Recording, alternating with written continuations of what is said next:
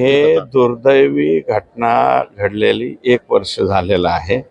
गेल्या वर्षभरामध्ये त्याच्यामध्ये न्यायालयीन लढाई आता चालू आहे. पोलिसांनी त्यांचं काम 90 दिवसाच्या आतमध्येच CIDने त्या ठिकाणी केलेलं आहे.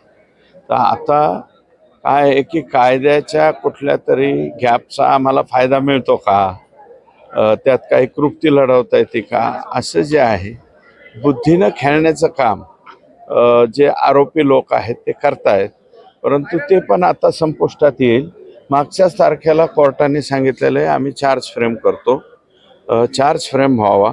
याच्यामधल्या जे काही फिर्यादी आहे, जे साक्षीदार आहे, या सर्व साक्षीदारांचे जबाब नोंदवून हे जे अतिशय चुकीचे लोक आहेत यांना फाशीची शिक्षा लवकरात लवकर ऐकण्यासाठी आमचेही कान आतुर झालेले.